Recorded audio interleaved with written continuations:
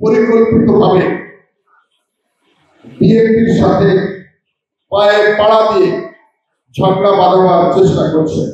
আন্দোলন করতে যে জাতীয়তাবাদী স্বেচ্ছাসেবক দলের কেন্দ্র থেকে তৃণমূল পর্যায়ে যে সমস্ত নেতৃবৃন্দরা শহীদ হয়েছেন তাদের প্রতি গভীর শ্রদ্ধা জানাচ্ছি। এই সংগঠনের অবস্থা নিয়েই তো আপনারা বড়াই করছেন। আপনারা ছেঁড়া উঁচু করে নানান ধরনের অপকর্ম দুষ্কর্মের সাথে জড়াচ্ছেন। সবাই জড়াচ্ছেন সেটা বলবো না, মুষ্টিমেয় লোক যারা আবার আওয়ামী লীগের দোষরদের দ্বারা প্ররোচিত হচ্ছেন, যে আওয়ামী লীগের দোষরা আপনাদের মধ্যে লুকিয়ে আছে, তাদের দ্বারা নানাভাবে আপনারা প্ররোচিত হচ্ছেন। ওই দোষরা আপনাদেরকে পথ দেখাচ্ছে, পাকা পথ, অন্যায় পথ দেখাচ্ছে। অনেকে বিভ্রান্ত হয়ে এই পাকা পথে পা বাড়াচ্ছে। সকলেরা যারা বাড়াচ্ছেন তাদেরকে সতর্ক করছি। বেশ কিছুদিন ধরে বাংলাদেশে একটি স্বার্থান্বেষী মহল, একটি গোষ্ঠী পরিকল্পিতভাবে বিএনপির সাথে পায়ে পাড়া দিয়ে ঝগড়া বাঁধাবার চেষ্টা করছে। তারা আমার এবং আপনার আবেগ এবং অনুভূতির জায়গায় বারবার আঘাত করছে। আমাদের আবেগ এবং অনুভূতির জায়গা হচ্ছে জিয়া পরিবার। সেই জিয়া পরিবারকে নিয়ে দেখেছি নানাভাবে কটূক্তি করছে। আমার আদর্শের জনক শহীদ রাষ্ট্রপতি জিয়াউর রহমানের ছবি পা দিয়ে মারাচ্ছে। আমরা দেখেছি আমাদের সাংগঠনিক অভিভাবক বিএনপির ভারপ্রাপ্ত চেয়ারম্যান শহীদ রাষ্ট্রপতি জিয়াউর রহমানের সুযোগ্য সন্তান জনাব তারেক রহমানকে নিয়ে ঢাকা বিশ্ববিদ্যালয় সহ বিভিন্ন জায়গায় অরুচিশীল স্লোগান দিচ্ছে, আমরা অবলোকন করেছি।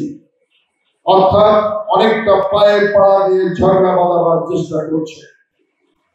পার্টির চেয়ারম্যান, ভারপ্রাপ্ত চেয়ারম্যানের এবং আমাদের সাংগঠনিক অভিভাবকের স্পষ্ট বার্তা, কোন ষড়যন্ত্রে পা দেওয়া যাবে না, কোন উস্কানিতে পা দেওয়া যাবে না। একটু ধৈর্য ধারণ করতে হবে গণতন্ত্র এবং নির্বাচনের বৃহত্তর স্বার্থে। কথাটা ক্লিয়ার? আর একটু ক্লিয়ার করে দিই। পার্টির ভারপ্রাপ্ত চেয়ারম্যান সাহেব বলেছেন, দেখো ভাই, ওরা তো আমাকে আঘাত করছে, আমার বাবাকে আঘাত করছে, আমার মাকে আঘাত করছে, ইভেন আমার বাসার পোশাক বিড়ালটাকে ওরা ছাড় দিচ্ছে না। তো আমি তো ধৈর্য ধারণ করেছি। দলের সর্বোচ্চ জায়গায় থেকে নেতা কর্মীদেরকে বুঝিয়ে বলবে, আমি যখন ধৈর্য ধারণ করছি তারাও যেন ধৈর্য ধারণ করে। বার্তাটা ক্লিয়ার? তৃতীয় ধাপ, তৃতীয় বার্তা, আপনারা দেখেছেন ইদানিং কালে একটি গোষ্ঠী যারা বাংলাদেশে ভেস্টের টিকিট বিক্রি করে থাকেন, যারা বিভিন্ন ভাবে মত তৈরি করছেন, যারা বাংলাদেশে কোনো বিচ্ছিন্ন কোনো ঘটনা ঘটলেই সেই ঘটনার দায়ভার আমাদের ভারপ্রাপ্ত চেয়ারম্যানের উপর বর্তাতে চাইছেন। দীর্ঘ 16টি বছর অনেক যুবক নির্যাতন সহ্য করেছেন।